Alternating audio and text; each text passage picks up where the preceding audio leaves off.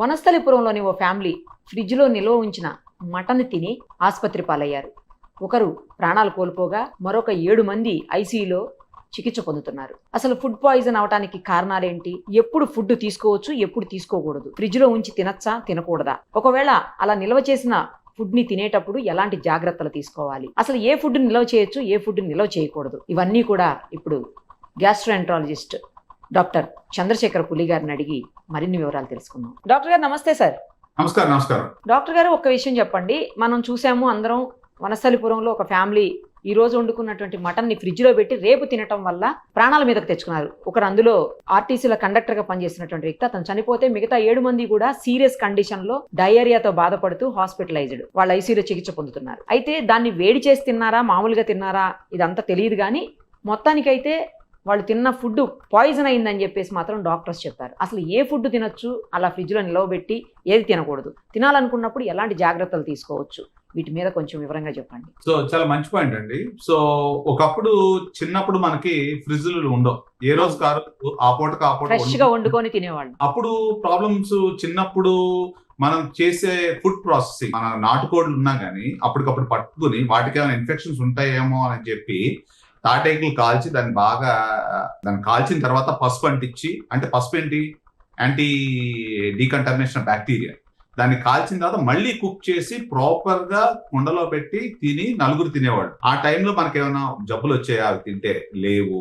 ఆ తర్వాత అప్పుడు మనకి ఫ్రిడ్జ్లు ఉండేవి కాదు. మాక్సిమం ఉంటే పొద్దున ఉంటే సాయంత్రానికి ఎంతమంది ఉంటున్నారు, ఎంత ఉంటున్నారు దానికి సరిపడా మనం వండుకునేవాడు. అలాగే మటన్ కూడా ఒక పొట్టేల్ని పెంచి ఇంట్లో పెంచుకున్న తర్వాత అది ఏం తింటుంది, ఎలా ఉంది, ఆరోగ్యంగా ఉందా లేదా చూసుకుని దాన్ని మనకి ఏం చేస్తామంటే దాన్ని ఉడికించినప్పుడు కూడా దాన్ని కాల్చేవాడు. కాల్చిన తర్వాత పసుపు రాసి ఎట్లా చేసి, అంటే ఒక ప్రాసెస్ అనేది ఉండేది. మన పూర్వకాలంలో ఎలా ఉండేది అని అంటే, దాన్ని ఏం చేసేవాళ్ళు, దాన్ని పసుపు అనేది యాంటీసెప్టిక్ టర్మరిక్ టైప్ లో పెట్టి దాన్ని కాల్చేవాడు. కాల్చడం వల్ల ఒక కొంత టెంపరేచర్కి వెళ్ళిన తర్వాత అది మంచిగా యాంటీ బ్యాక్టీరియల్ మొత్తం ఉండేది.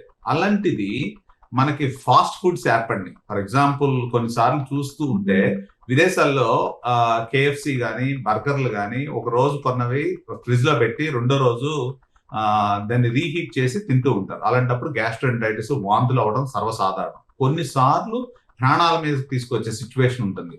దీంట్లో ఎందువల్ల కొంతమందికి ప్రాణాలు కోల్పోతారు ఏంటి అని చూసుకుంటే, ఈ ల్యామ్ లో నుంచి వస్తుందా ఇన్ఫెక్షన్, లేకపోతే మనం స్టోరేజ్ చేసిన ఫ్రిడ్జ్ లో నుంచి వస్తుందా, లేకపోతే దాన్ని సరిగ్గా హీట్ చేయకపోవడం వల్ల వస్తుందా, ఈ 3 రకాలు చూసుకుంటే బేసికల్లీ ఏ టైప్ ఆఫ్, అంటే ఇప్పుడు మనం బయట ఒక అరటిపండు పెట్టాం అనుకోండి, దానికి ఫంగస్ పడుతుంది. అవును, కరెక్ట్. సో ఒక అన్నము ఇవాళ పొద్దున వండింది 2 రోజుల తర్వాత తీసుకుంటే అది కూడా మెత్తగా అయిపోయి అది రకమైన వాసన, వాటర్ అంతా వచ్చేసి, వాటర్ స్మెల్ కూడా వస్తుంది, మురిగిపోయిన స్మెల్. సో అందాక ఎందుకు మనం తీసుకునే ఫ్రూట్స్ దేన్నన్నా మురగబెడితే ఆల్కహాల్ కింద మారుతుంది. అంటే ప్రాసెస్ ఆఫ్ ఫెర్మెంటేషన్ దీనికి తోడ్పడుతుంది. దాంట్లో బ్యాక్టీరియా ఉంటుంది, ఫంగస్ ఉంటుంది, వేరియస్ ఫెర్మెంటేషన్ ప్రాసెస్ ఉంటుంది. అలాంటిది ఇప్పుడు చాలా మంది చేసేది ఏంటి అని అంటే, ఫ్రిడ్జ్ గురించి వెళ్దాం. ఫస్ట్ పాయింట్, ఫ్రిడ్జ్ అనేది వచ్చింది. ఫ్రిడ్జ్ వచ్చిన తర్వాత ఏం చేస్తాము, పాలు దాంట్లోనే ఉంటాయి, పెరుగు దాంట్లో ఉంటుంది, కూరగాయలు అందులోనే ఉంటాయి, అన్ని అందులోనే ఉంటాయి, కూరగాయలు అన్ని దాంట్లోనే ఉంటాయి. తర్వాత ఈ మధ్యన డాక్టర్ గారు ఈ ఏమంటారు, శనగపిండి, బియ్యం పిండి, లేకపోతే చపాతీ పిండి, ఇలాంటివి కూడా ఫ్రిడ్జ్ లో పెడుతున్నారా, ఇవి కూడా పెట్టేస్తున్నారు ఫ్రిడ్జ్ లో. అదే ఏ సైజ్ ఫ్రిడ్జ్ ఉండాలి, ఎంత కెపాసిటీ ఉండాలి, అంటే దాని మధ్యలో నుంచి కూడా మనకి టెంపరేచర్ కూల్ అవ్వాలి కదండి. ఇప్పుడు మనం ఏసీ వేసుకున్నాం, నా రూమ్ లో 2 ఏసీలు వేసారు, టెంపరేచర్ రావాలంటే దానికి కొంత ఇది ఉండాలి కదా. So just because fridge is not a fridge, ఆ ఫ్రిడ్జ్ కు కూలింగ్ కెపాసిటీ ఎంత కెపాసిటీ ఉన్నది, ఫుడ్ ని ఎంత ప్రిజర్వ్ చేస్తుంది, ఇవన్నీ మానిటరింగ్ ఆస్పెక్ట్స్ ఉన్నాయా మనకి? లేవు. ఫ్రిడ్జ్ నిండా ఒక బీరువాలో పెట్టినట్టు, బట్టలు బీరువాలో పెట్టినట్టు పెడుతున్నాను నేను. ఏ ఫ్రిడ్జ్ ఓపెన్ చేసినా ఫుల్ ఉంటది ఫ్రిడ్జ్ నిండా, అసలు సరిపోదు కూడా, రాలుతాయి అన్నమాట, డబ్బులు రాలినట్టు బ్యాంక్ లో నుంచి. సో దీంతో మనకు కావాల్సిన రైట్ టెంపరేచర్ ఫుడ్ కి వెళ్తుందా లేదా, ఫస్ట్ పాయింట్. ఓకే, ఇప్పుడు మీరు అడిగారు కాబట్టి ఫ్రిడ్జ్ లో పెట్టిన ఫుడ్ తినాలా లేదా అనేది ఫస్ట్ పాయింట్. అయితే ప్రతి ఫ్రిడ్జ్ కి వాడు చెప్తాడు, ఇంత వాల్యూమ్, ఈ టైప్ ఆఫ్ ఫుడ్ దాంట్లో పెట్టాలి, ఈ టైప్ ఆఫ్ ఫుడ్ పెట్టకూడదు, ఈ టైప్ ఆఫ్ ఫుడ్ పెట్టడం వల్ల, ఎందుకంటే దాని కూలింగ్ ఆస్పెక్ట్ లేనప్పుడు ఆ ఫుడ్ ప్రిజర్వేషన్ ఆ యొక్క -, degrees కి వెళ్ళదు కదా. First point. మీరు ఎన్నిసార్లు చూసింటారు ఫ్రిడ్జ్ లో తీస్తే వాటర్ బాటిల్ కూల్ అవ్వాలి, ఎంత టైం పడుతుంది చెప్పాలంటే. సో దానికి ఏంటి, ఫ్రిడ్జ్ లోపల సర్క్యులేషన్ అనేది ఉండాలి, ఆ టెంపరేచర్. అది ఉండదు. చాలా మంది ఎన్నో యుగాలుగా పెట్టిన వెన్న ఉంటుంది, మళ్ళీ తీస్తారు వెన్న, కొద్దిగా తీసి మళ్ళీ లోపల పెడతారు. అంటే ఏమవుతుంది, తీసుకున్న వెన్న బయట పెట్టినప్పుడు దానికి కావాల్సిన బ్యాక్టీరియా దాంతో పాటు తీసుకుపోతుంది లోపలికి. దాన్ని కవర్ చేస్తామో లేదో తెలియదు, అది లోపల ఎయిర్ సర్క్యులేట్ అయ్యి కూలింగ్ అప్పుడు తీసుకెళ్లి మనం ఉన్న మీట్ ఏదో ఉంటుంది కదా దాని మీద పెట్టేస్తూ ఉంటాం. సో చాలా మంది విదేశాల్లో ఏం చేస్తారు అని అంటే ఒక అంటే ఒక క్వాంటిటీ ఆఫ్ ఫ్రిడ్జ్ ఉంటే వాడు క్లారిటీగా చెప్తాడు, ఇంత ఫుడ్ పెట్టాలి, ఇంత ఏరియా, దీనికి మధ్యలో ఎంత గ్యాప్ ఉండాలి, so that the air goes between and heats them or cools them, whatever it is. So ఆ ఏరేషన్, ఆ సర్క్యులేషన్ లేనప్పుడు ఏమవుతుందంటే దీంట్లో ఉన్న బ్యాక్టీరియా మనం తీసి మళ్ళీ 100 సార్లు పెట్టింది ఒకదాని నుంచి ఒకదానికి ట్రాన్స్ఫర్ అవుతుంది. ట్రాన్స్ఫర్ అయినప్పుడు ఏమైపోతుంది అని అంటే ఆ యొక్క ఫుడ్ కి పట్టుకుంటుంది. So next point, coming back to వండిన తర్వాత ఎంతసేపటి తర్వాత ఫ్రిడ్జ్ లో పెట్టాలి. ఓకే, సో జనరల్ గా హోటల్స్ లో, స్టార్ హోటల్స్ లో చూస్తే ఒకసారి కుక్ చేయగానే ఇమీడియట్ గా, ఇప్పుడు ఫర్ ఎగ్జాంపుల్ మీరు ఫ్లైట్ లో ఎక్కారనుకోండి, there is a food cycle అంటారు. నేను ఒక Singapore airlines food processing unit చూసానండి, అసలు అద్భుతంగా ఉంది. ఒక ఫుడ్ ని పాయింట్ ఏ నుంచి తయారు చేసినప్పుడు పాయింట్ బి, ఫ్లైట్ 12 గంటలు 24 గంటలు what ever it is transfer అయ్యి ఏ ఫుడ్ ఏ టెంపరేచర్ లో ఉండాలి, ఎంత వరకు ఉండాలి, ఎలా వెళ్ళాలి అనే దాని గురించి అన్ని వేల మందికి అన్ని వేల టన్నుల ఫుడ్ కుక్ చేసినప్పుడు what is the process involve, food ఎలా స్టోర్ చేయాలి, ఎలా ప్రాసెస్ చేయాలి, ఎంత ఇదిగా ఉండాలి, ఏ టైప్ ఆఫ్ ఫుడ్ ఉండాలి, అసలు అద్భుతంగా ఉందిలేండి. అసలు ప్రతి చోట ఆ యొక్క temperature, food chain temperature correct గా మెయింటైన్ చేస్తారు. సో ఫ్లైట్ లో తిన్న వాళ్ళకి అరుదుగా వాంతులు అవుతూ ఉంటాయి, అరగపోవడం వల్ల అవుతుంది. కానీ ఈ ఎక్కడన్నా కొన్ని చోట్ల కొన్ని ఎయిర్లైన్స్ కక్కుర్తిపడి అటు ఇటు చేయడం వల్ల, లేకపోతే ఫ్లైట్లు డిలే అవడం వల్ల దాన్ని కూడా ఫ్యాక్టరింగ్ చేసుకుంటారు వాళ్ళు. క్యాటరింగ్ కావాలంటే పడేస్తారు మంచి ఎయిర్లైన్స్ వాళ్ళు. కొంతమంది if they transfer differently, that's another story. So next point ఏంటంటే, వీళ్ళు ముందు రోజు వండిందో 2-4 రోజుల కిందటదో, లేకపోతే వీళ్ళు చుట్టాలింటికి వెళ్ళినప్పుడు మనకి ఏదో పాపం వెళ్తున్నారు కదా ఇంటికి వెళ్ళి ఏం వండుకుంటారులే అని చెప్పి పొద్దున వెళితే బోనాలు ఇంపార్టెంట్. ఇక ద పాయింట్, బోనాలు ఇక్కడ. ఓకే, అత్తగారింటికి వెళ్దామో, మామగారింటికి వెళ్దామో, లేకపోతే అమ్మగారింటికి వెళ్ళడం అవుతుంది. మా అమ్మాయి కష్టపడద్దని చెప్పేసి పొద్దున వండిన బోనాలు సాయంత్రానికి టిఫిన్ లో కడితే వీళ్ళు అక్కడి నుంచి వచ్చి ఫ్రిడ్జ్ లో పెట్టుకొని నెక్స్ట్ రోజు 3 రోజులు సరిపడా మళ్ళీ ఏం వండుతాంలే అని చెప్పి. So if you look at it, ఏ రోజు జరిగింది నాకు తెలియదు, ఎప్పుడు జరిగిందండి ఇది? సండే రోజు బోనాల సందర్భంగా వండుకున్నారంట ఇంట్లో, దాన్ని మండే రోజు తిన్నారండి. చూసాను, నేను ఎలా చెప్తాను, నేను ఈ పాయింట్ నాకు తెలీదు, but I felt that is what the problem is. So actually Bonalu పొద్దున వండుంటే ఆ యొక్క టెంపరేచర్ డీఫ్రీజ్ అయిపోయి ఉంటది. బోనాల సందర్భంగా మటన్ వండుకున్నారండి, కానీ ఇప్పుడు ఏదైనా ఫుడ్ ఉన్నది విత్ ఇన్ 3 hours లో ఫ్రిడ్జ్ లో పెట్టుకోవాలి, లేకపోతే you get infection. With in 3 hours లో పెట్టాలా? అది point. So with in 3 hours లో పెట్టాలి. తర్వాత ట్రాన్స్ఫరింగ్ పాయింట్ పట్టుకొచ్చేటప్పుడు దాంట్లో బ్యాక్టీరియల్ ఇన్ఫెక్షన్స్, తర్వాత తీసుకొచ్చి ఫ్రిడ్జ్ లో పెట్టిన ప్రాసెస్, తర్వాత ఏ రకంగా మళ్ళీ రీహీట్ చేశారు అనేది కూడా చాలా ఇంపార్టెంట్. ఇప్పుడు దీంట్లో ఇప్పుడు ఏమవుతుంది, నేను ఇందాక ఏమన్నాను, సో ఏదన్నా మనం ఫ్రూట్స్ నే మనం ఫెర్మెంట్ చేస్తే దాన్ని వేరే రకంగా తయారవుతుందని చెప్పాను పాయింట్ ఇక్కడ. సో దీంట్లో ఏమైపోతుంది అని అంటే, తీసుకొచ్చిన ఫుడ్ కొంచెంసేపు బయట పెట్టిన తర్వాత మోస్ట్ లైక్లీ అదే ఉంటది, తర్వాత ఫ్రిడ్జ్ లో పెట్టుంటారు. ఫ్రిడ్జ్ లో పెట్టిన తర్వాత పిల్లలు ఇంటికి వెళ్తామా, లేకపోతే పొద్దున్నే లేచినప్పుడు ఇంకా మళ్ళీ ఏం వండుతామా అని చెప్పి మనం మైక్రోవేవ్స్ యూజ్ చేస్తాం. Microwave heating is one of the most dangerous. మీరు ఎప్పుడన్నా హడావిడిగా మైక్రోవేవ్ హీట్ చేసినప్పుడు అవుటర్ సైడ్ హీట్ ఉంటుంది, మధ్యలోకి వెళ్ళేసరికి మామూలుగా అంత హీట్ అవుతుంది. నోటీస్ చేశారు మీరు? సో ఇక్కడ మైక్రోవేవ్ లో ఏంటంటే దాంట్లో ఎలక్ట్రోమాగ్నెటిక్ ఎనర్జీ యూజ్ చేయడం వల్ల అదేమంటే కొద్దిగా నీళ్లు ఉంటే దాన్ని షేక్ చేసి that's how the heat is generated in the food. So అది కొంత టైం అనేది ఇవ్వాలి లోపల వరకు వెళ్ళడానికి. సో వీళ్ళు ఏం చేస్తారు, 2 నిమిషాలు వాట్ ఎవర్ ఇట్ ఈస్ పెడతారు. అదేమవుతుంది, డీఫ్రీజ్ అయిందో లేకపోతే నార్మల్ గా ఉన్నదో మొత్తం అంతా యూనిఫామ్ గా హీట్ అయిపోయేసరికి ఏమవుతుంది, లోపల ఆల్రెడీ బ్యాక్టీరియా ఉన్నది కదా మన ట్రాన్స్ఫర్ ప్రాసెస్ లో, లేకపోతే మన ఫ్రిడ్జ్ లో ఉన్న దాన్ని వెన్న మీద నుంచి ఒక దాని మీద దూకుండొచ్చు. సో అప్పుడు ఏమవుతుందంటే కొన్ని బ్యాక్టీరియా కొన్ని టెంపరేచర్ లో లెగిస్తాయి అనమాట, అమ్మ బాహుబలి అని లెగిస్తాయి అనమాట. సో దీంట్లో 3-4 రకాల ఇన్ఫెక్షన్స్ ఉంటాయి. ఒకటి స్టెఫలోకోకస్ ఇన్ఫెక్షన్, టాక్సిన్ రిలేటెడ్ ఉంటాయి, అది తినంగానే వాంతులు అవుతాయి. First point. బ్యాక్టీరియా అని ఒక ఇన్ఫెక్షన్ ఉంటుంది. ఓకే, కొన్ని క్లాస్ట్రీడియా అంటే ఇప్పుడు టెటనస్ వ్యాక్సిన్ వేసుకుంటాం కదా మనం, బాటులిన్ టాక్సిన్స్. సో దాంట్లో క్లాస్ట్రీడియం అనే ఇన్ఫెక్షన్ కూడా ఉంటుంది. అది ఏమవుతాయంటే దాని చుట్టూతా ఒక కోటింగ్ లాగా కోట్ లాగా వేసుకున్నట్టు ఉంటాయి. ఎప్పుడైతే మనం ఒక పర్టికులర్ టెంపరేచర్కి వచ్చినప్పుడు అవి పగిలి తర్వాత బ్యాక్టీరియల్ టాక్సిన్స్ కింద ఫామ్ అవుతుంది, క్లాస్ట్రీడియం డెఫిసిల్ అంటాం. దానివల్ల విరోచనాలు రావడం జరుగుతూ ఉంటుంది. సో ఈ రకంగా ఎన్నో రకాల బ్యాక్టీరియా ఉంటాయి. సో ఇది నాకు తెలిసినంత వరకు అంటే తిన్న విత్ ఇన్ 6 hours లో కనుక వామిటింగ్స్ వచ్చి డిహైడ్రేట్ అయ్యి టాక్సిన్స్ బాడీలో లూజ్ మోషన్స్ కూడా అవుతాయండి. ఇవన్నీ అవుతాయండి. సో బేసికల్ ఏమవుతుందంటే ఎండోటాక్సిన్స్ అంటామండి. ఒక్కసారిగా బీట్లు పడిపోయి ఫీవర్ వచ్చి వామిటింగ్స్ డయేరియా ఇవన్నీ వస్తాయి. అదేంటంటే టాక్సిన్ రిలేటెడ్ ఇన్ఫెక్షన్. అలా కాకుండా కొన్ని గంటలు లేకపోతే ఒక రోజు తర్వాత జరిగింది అనుకోండి, అప్పుడు ఏమవుతుంది లోపలికి వెళ్ళిన తర్వాత అప్పుడు ఇన్ఫెక్ట్ అవుతుంది మోస్ట్ లైక్లీ. ఇంకా కొంచెం టైం తీసుకుంటుంది అన్నట్టు. ఎందుకంటే లోపలికి వెళ్ళి మళ్ళీ రెప్లికేట్ అవ్వాలి. సో మూడో ఫ్యాక్టర్ తీసుకుంటే మోస్ట్ ఇంపార్టెంట్, ఇప్పుడు నాకే diabetes, heart attack, kidney problems ఉన్నాయి అనుకోండి, నాకు అలాంటి ప్రాబ్లం వచ్చిందంటే I deteriorate very quickly and end up in some other place. మీకు అర్థమైంది? అంటే బాడీ ఇమ్యూనిటీ కూడా ఉండాలి కదా. అవునులేండి. ఒకరికి తేడా ఉంటుంది కదా, ఒకరికి రియాక్ట్ అయినట్టు ఇంకో ఆ బాడీ ఇంకొకరికి చాలా మంది అడుగుతారు, అందరూ ఒకటే తిన్నాం, నాకు అదే డౌట్. అందరూ ఒకటే తిన్నారు కదా, ఒకతను చనిపోయాడు, మిగతా 7 హాస్పిటలైజ్డ్ సీరియస్ కండిషన్. ఎందుకంటే చాలా మంది చెప్పేది ఏంటంటే, సార్ అందరూ ఒకటే ఫుడ్ తిన్నాము, మా అబ్బాయికి వచ్చింది నాకు రాలేదు ఏంటంటే, ఓకే మీ అబ్బాయి వేసుకు వచ్చేస్తే మీకు కూడా రాదని చెప్తా. So it's all body immunity. So 2 factors ఉంటాయి. ఓకే, ఒకటే స్కూల్కి వెళ్తారు, ఒకటే పుస్తకం చదువుతారు, వాడు పాస్ అవుతాడు, వాడు ఫెయిల్ అవుతాడు. ఎందుకని? మనిషికి తేడా వచ్చేస్తుంది. ఎగ్జాక్ట్లీ. సో అలాగే ఇది ఒక మనిషికి అతనికి అండర్లైన్ కార్డియా ఇష్యూస్ ఏమున్నాయో నాకు తెలీదు, comorbidities. So that's one of the things. So నేను జనాలకు చెప్పదలిసింది ఏంటంటే, అప్పుడు అడుగుతారు, డాక్టర్ గారు చెప్తున్నారు ఈయన ఫ్రిడ్జ్ లో పెట్టుకోవడా అనేది క్వశ్చన్ ఒకటి. ఎట్లాంటి తింటాడు? సరే ఈయన ఇవన్నీ చెప్తున్నాడు, బాగానే ఉంది. Swiggy most important point.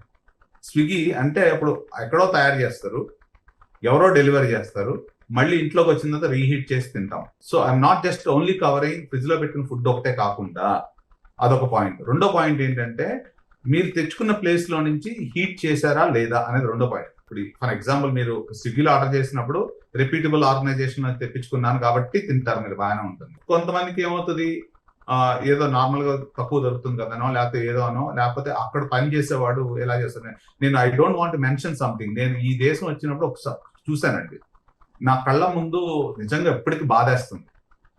I'm not saying which place it is.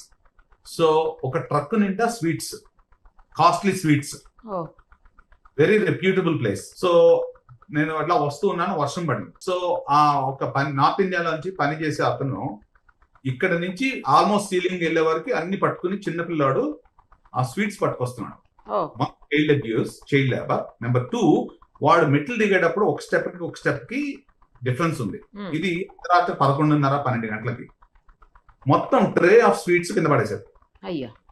వర్షం ఉంది ఆ కార్నర్ లో. సో ఆన్ టైం డెలివరీ ఇవ్వాలి. నేను అక్కడే ఉండి ఏం జరుగుతుందా అని చూసా. టక్క ఎత్తేసి మళ్ళీ ఆ ట్రేలో పెట్టేసి ఆ వ్యాన్ లో పెట్టేసి, ఈ ఎప్పటి నుంచో చెప్దామా వద్దా, ఎందుకు నేను జనాలందరూ భయపడతారని నేను చెప్పలేదు. కానీ ఈ రోజుకి నాకు కళ్ళమిటే అది నిజంగా పాపం.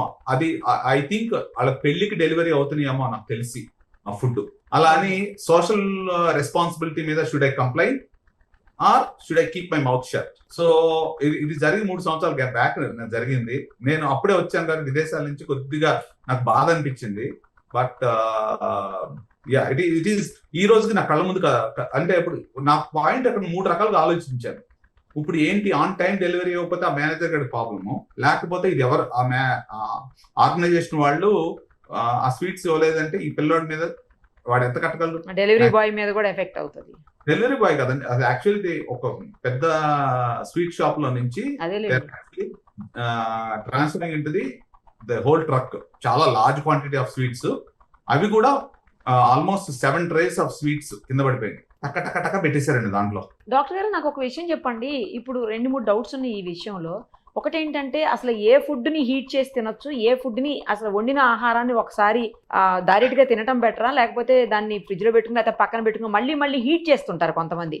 ఇప్పుడు పప్పుచారు, సాంబారు ఇలాంటివి మార్నింగ్ వండినవి కూడా సాయంత్రం నైట్ లో తినేటప్పుడు ఖచ్చితంగా వేడి చేసి తింటూ ఉంటారు కొంతమంది. అది ఫ్రిడ్జ్ లో పెట్టినా పెట్టకున్నా కూడా అలా రీహీట్ చేయడం అనేది కరెక్ట్ కాదు అని విన్నాను నేను. అది multiple reheating is not good, because దాంట్లో ఉన్న బ్యాక్టీరియాని ఏదైతే షెల్స్ ఉన్నాయో దాన్ని స్టిమ్యులేట్ చేస్తూ ఉంటాము. సో ఎస్పెషల్లీ రైస్ ఐటమ్స్, నేను చాలా మంది ఇప్పుడు ఎస్పెషల్లీ ఈ సీజన్ మాన్సూన్ సీజన్ లో వాటర్ కంటామినేషన్ ఉంటుందండి. సో వచ్చిన వాటర్ వీళ్ళు యాడ్ చేసిన వాటర్ మళ్ళీ రీహీట్ చేసినప్పుడు, వాటర్ హీట్ చేసినప్పుడు దాని నుంచి వచ్చిన బ్యాక్టీరియా రియాక్టివేట్ అవడము. నాకు ఈ 1 week 10 days నుంచి చాలా మంది వామిటింగ్, గ్యాస్ట్రోఎంటరైటిస్, ఇలాంటి ఫీవర్ తోటి వచ్చిన వాళ్ళు చాలా మంది ఉన్నారు. సో మీరు చెప్తున్న పాయింట్ లో 7 ఎఫెక్ట్ అయ్యారు కాబట్టి I believe it is because of the reheated meet అని నేను అనుకుంటున్నాను నేను. సో కానీ జనరల్ గా ఈ వారం రోజులు 10 రోజుల నుంచి average gastric patients from gastritis vomiting నా దగ్గర అడ్మిట్ అయిన చాలా మంది ఉన్నారు. సో రీహీట్ చేయడం అనేది కరెక్ట్ కాదు, అయితే రీహీట్ చేయడం కరెక్ట్ కాదు. సో వాళ్ళు కూడా జనాలు ఏమనుకుంటారంటే సరే రీహీట్ చేయకపోతే వాట్ ఈస్ అంటే ఎలా కుదురుతుంది మనం ఉన్న బిజీ లైఫ్ లోకి, పొద్దున వెళ్ళి మళ్ళీ వండుకోవడం, సాయంత్రం లైఫ్ ఒక వైఫ్ అండ్ హస్బెండ్ ఉంటే ఒకళ్ళు ఇంట్లో కూర్చొని వండాలా అనేది క్వశ్చన్. సో విదేశాల్లో కూడా రీహీట్ చేసుకుని తింటారు కదా. సో ఇవన్నీ చాలా పాయింట్స్ వస్తూ ఉంటాయి. So what I really suggest is నువ్వు ఎంత క్వాంటిటీ తినాలనుకున్నావో అంత క్వాంటిటీ పక్క తీసి you put that with in 3 to 4 hours recommended టైంలో మీరు ఫ్రిడ్జ్ లో పెట్టుకోవాలి. తర్వాత బయటికి తీసినప్పుడు నేను చెప్పాను చూసారు ఇంత అక్కడ ఎంత టెంపరేచర్ వరకు తీసుకెళ్ళాలి. ఇప్పుడు మీరు చాలా సార్లు నోటీస్ చేస్తుంటారు మైక్రోవేవ్ పెట్టినప్పుడు ఓన్లీ ఆ బయట వరకే హీట్ అవుతుంది, మధ్యలో ఉన్నది అంటే మైక్రోవేవ్ వదిలేద్దామండి కొంతసేపు. ఓవెన్ లో అందరూ బెటర్ కాబట్టి నార్మల్ స్టవ్ మీద చెప్పండి మీరు. స్టవ్ మీద కూడా ఎలా ఉండాలంటే అది టెంపరేచర్ కొంతవరకు రీచ్ అవ్వాలి. టెంపరేచర్ అంతవరకు రీచ్ అవ్వాలి అంటే మళ్ళీ నూనె పోసుకోవాల్సి వస్తుంది, మళ్ళీ వాటర్ పోసుకోవాల్సి వస్తుంది. ఇలాంటి అంత టైం ఇస్తారా లేదా, మొత్తం అంత ఫుడ్ అంతా హీట్ అయ్యేంత టైం ఇస్తారా లేదా, these are the other things. Stove మీద నాకు తెలిసినంత వరకు రీహీటింగ్ ప్రాసెస్ చాలా తక్కువ మంది చేస్తారేమో నా ఉద్దేశం. ఎందుకు అని అంటే రీహీట్ చేసిన అంత టెంపరేచర్ వరకు మొత్తం ఫుడ్ అంతా అంత టెంపరేచర్ వరకు తీసుకెళ్ళాలి. నాకు తెలిసి నాట్ ఓన్లీ జస్ట్ మీట్, ఇక్కడ బిర్యానీ ఏదో అయి ఉంటుంది నాకు తెలిసి. ఏ టైప్ ఆఫ్ మీట్ తిన్నారండి వాళ్ళు? అది మటన్ అంటండి. ఓన్లీ మటన్ అయినా? Only mutton. ఓకే. సో నాకు తెలిసినంత వరకు ఆ టెంపరేచర్ కూడా రైట్ టెంపరేచర్ తీసుకెళ్ళి ఉండరు. కొన్నిసార్లు ఏమవుతుంది, రైట్ టెంపరేచర్ తీసుకెళ్ళినా ఫ్లాస్ట్రీడియం ఈ బ్యాక్టీరియా ఉంటుంది కదా, అది నార్మల్ గా షెల్ ఉంటుంది అన్నమాట. ఆ షెల్ బ్రేక్ అవుతుంది once you reach to certain temperature, then it will all cause that. So నాకు తెలిసినంత వరకు ఒక ప్రాసెస్ ఆఫ్ ట్రాన్స్ఫర్ కానీ, ప్రాసెస్ ఆఫ్ యాక్చువల్లీ ఫ్రిడ్జ్ లో పెట్టే టైం కానీ ఇవన్నీ జరిగి ఉంటాయి నాకు తెలిసి. That is why it has become like that. So నేను జనాలకు చెప్పాల్సిన మెసేజ్ ఏంటంటే మాక్సిమం ఎంతవరకు కావాలో అంతవరకు చేసుకోండి. ఈవినింగ్ మీల్స్ లైట్ గా తీసుకోండి, ఎందుకంటే చాలా మంది gas problems heavy evening meals వల్ల వస్తుంది. కానీ మనం ఎందుకు ఈవినింగ్ టైం ఎక్కువ తింటాం అని అంటే ఫ్యామిలీ అందరూ ఉంటారు, నలుగురితో కూర్చొని టేబుల్ మీద కూర్చొని తినొచ్చు అన్న రిలాక్స్డ్ గా ఉంటారు. ఈవినింగ్ పనులన్నీ అయిపోతాయి, రిలాక్స్ కొంచెం తింటారు ఎక్కువ. సో జనరల్ గా ప్రాబ్లం ఏమొస్తుంది, ఎస్పెషల్లీ వర్కింగ్ గ్రూప్ ఉన్న వాళ్ళు ఇంటికి వెళ్ళేసరికి మళ్ళీ వండి అలసిపోయి ఉంటారు. మార్నింగ్ వచ్చేటప్పుడే వండుకుని తర్వాత ఫ్రిడ్జ్ లో పెట్టడమో ఏదో చేయడమో చేసి ఈవినింగ్ మళ్ళీ హీట్ చేసి తింటూ ఉంటారు. జనరల్ గా హౌస్ వైఫ్స్ ఉన్న దాంట్లో పాపం చాలా అంటే మెజారిటీ ఇంకా స్టిల్ దే ఆర్ లైక్ మా హస్బెండ్ వస్తున్నారు వర్క్ చేసి ఫ్రెష్ గా వండుదాం అనుకునే వాళ్ళు చాలా మంది ఉన్నారు. సో వర్కింగ్ గ్రూప్ లో ఉన్న వాళ్ళకి మెయిన్లీ ఇలాంటి సిమ్టమ్స్ వస్తున్నాయి. వాళ్ళు అందరూ బయటకు వెళ్తున్నారు, ఈవినింగ్ కూర్చొని హెవీగా తిందాము, హీటింగ్ టైం ఎక్కువ పోవడం ఇలాంటి జరగడం వల్ల ఇవి వస్తున్నాయని నేను భావిస్తున్నాను. ఇంకొక డౌట్ కూడా ఉంది డాక్టర్ గారు. ఇప్పుడు మనం ఫ్రిడ్జ్ లో పెట్టి వాడొద్దు, అది తినద్దు అని అంటున్నాం. మరి మిల్క్ లాంటివి, కర్డ్ లాంటివి కంపల్సరీ ఫ్రిడ్జ్ లోనే పెట్టాలి, లేకపోతే మిల్క్ ఫ్రిడ్జ్ లో పెట్టకపోతే పాడైపోతుంది. పెరుగు కూడా సేమ్ పరిస్థితి, ఫ్రిడ్జ్ లో పెట్టలేదు అనుకోండి పుల్లగా అయిపోతుంది, అది తినలేనటువంటి సిచ్యుయేషన్ ఉంటుంది. మరి అలాంటి వాటి పరిస్థితి ఏంటి? ఎగ్జాక్ట్లీ, చాలా మంచి పాయింట్ చెప్పారు. నా పర్సనల్ ఎగ్జాంపుల్ చెప్తాను. సో విదేశాల్లో మిల్క్ యావరేజ్ గా దాని ఎక్స్పైరీ టైం ఉంటుంది 3 to 4 days. అది pasteurised, they also add some pasteurised chemicals to maintain certain preservation. ఆ టైం అయిపోయిన తర్వాత కంపల్సరీ పారేయాలి. 3 days ఉంటుంది ఎంతో మాక్సిమం. అక్కడ ఇక్కడ వచ్చిన తర్వాత 1 day, కొన్నిటికి 2 days ఉంటుంది సార్, కొన్నిటికి 1 day ఓన్లీ. అంత ఎక్కువ ఉండట్లేదండి నాకు తెలిసి. మనం కొద్దిగా ఇంకా మిల్క్ ప్రొడక్షన్ ఎక్కువ ఉంటుంది కానీ మనకి. సో నా ఉద్దేశం ప్రకారము సాయంత్రం కల్లా పెరుగు చేసుకుని దాన్ని మనం ఏం చేసేవాళ్ళం, పొద్దున్న పాలు వస్తే సాయంత్రాన్ని పెరుగు చేసుకుని నెక్స్ట్ రోజు తినేసి అయిపోతుంది. అవును, not doing like that. So ఈ మధ్య నేను ఏం చేస్తున్నాను అంటే నాకున్న బిజీకి నేను ఒక మిల్క్ ప్యాకెట్స్ తెప్పిస్తాను. అవి ఏం చేస్తానంటే దాని మీద కూడా ఎక్స్పైరీ టైం ఉంటుంది. ఎక్స్పైరీ టైం ఉన్న 3 రోజుల ముందే పాడైపోతుంది. సో నేను మా వాళ్ళకి చెప్తా, ఏదైతే ప్రొడక్షన్ టైం డేట్ ఉందో దాన్ని స్టాంప్ వేసారో అదే ఓపెన్ చేయండి. ఎందుకంటే నేను కూడా 2-3 సార్లు చేసి అదొక ఫుల్ టేస్ట్ వచ్చేస్తుంది, దాంతో గ్యాస్ట్రైటిస్ వస్తుంది అనమాట. ఎందుకు అని అంటే చిన్న పాట్ ఉంటుంది, క్యాలరీస్ 73 క్యాలరీస్ ఉంటాయి. సో నేను ఐ మీన్ గ్యాస్ట్రాంటాలజిస్ట్ అయినా నాకు టైం ఉండదు కాబట్టి ప్రాక్టీస్ లో. So I rather depend on some yogurt, పెరుగుతోటి చేస్తాను నేను. కానీ నేను చూసిన దాని ప్రకారం ఏంటంటే ఇంకా 3 days ఎక్స్పైరీ ఉంటున్నా, అది 5 days ఇస్తారు. అది నాకు 2 రోజులకే చేంజ్ అయిపోతుంది. ఇక్కడ ఏమవుతుంది, ట్రాన్స్ఫర్ టైం ఉంటుంది. బ్లింకిట్ లో పెడతారు, బండి మీద వేసుకొస్తాడు వాడు. సో ఆ టెంపరేచర్ మారింది, టెంపరేచర్ మారింది, కరెక్ట్. మారింది. మళ్ళీ ట్రాన్స్పోర్ట్ టైము మనం క్యాలిక్యులేట్ చేసుకోవాలి. దాంట్లో అప్పుడు ఏమవుతుంది, బ్యాక్టీరియా అప్పుడు దాకా పడుకున్నవి ఒకసారి లెగిస్తాయి, మళ్ళీ ఫ్రిడ్జ్ లో పెడతాం, మళ్ళీ లెగిస్తాయి, మళ్ళీ బయటికి తీసి ఎమ్మటే తినం, మళ్ళీ లెగిస్తాయి. So you understand. So the food chain is very very important.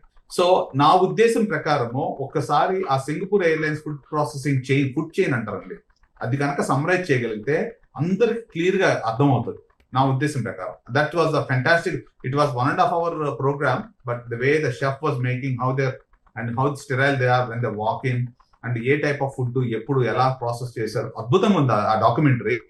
I have really revolutionised Singapore the meal catering వాళ్ళది చేశారన్నమాట. It was fantastic. ఆ ఫుడ్ చైన్ అనేది చాలా చాలా ఇంపార్టెంట్. మనం ఎప్పుడైతే ఆ టెంపరేచర్ వేరియేషన్స్ వచ్చినప్పుడు కంపల్సరీ బ్యాక్టీరియా మల్టిప్లై అయ్యి ఇలాంటి ప్రాబ్లమ్స్ వస్తూ ఉంటాయి. ఏదైనా కేర్ఫుల్ గా ఉండాలి అంటే ఫ్రెష్ ఫుడ్ తినాలి, ఫ్రెష్ గా అప్పటికప్పుడు చేసుకొని తినటం, ఫ్రిడ్జ్ లో పెట్టడం, వాటిని ఒక రోజుకో 2 రోజులకో 3, చాలా మందిని చూస్తుంటాం 4-5 రోజుల తర్వాత కూడా తింటుంటారు, ఫ్రిడ్జ్ లోంచి ఫుడ్ తీసి వేడి చేసి పిల్లలకి పెట్టే వాళ్ళని కూడా చూసానండి నేను. అదే మనకేమవుతుందిలే, మనమే తినకూడదు అంటే పిల్లలకు కూడా పెడుతుంటారు కొంతమంది. ఎస్పెషల్లీ మాన్సూన్ సీజన్ కేర్ఫుల్ గా ఉండండి నా ఉద్దేశం ప్రకారం. Because I see okay right sir, fresh food తింటే ఏ ప్రాబ్లమ్స్ ఉండవు. Thank you very much. Thank you. Suman టీవీలో మీ పర్సనల్ అండ్ బిజినెస్ ప్రమోషన్స్ కోసం కింది నెంబర్కి కాంటాక్ట్ చేయండి.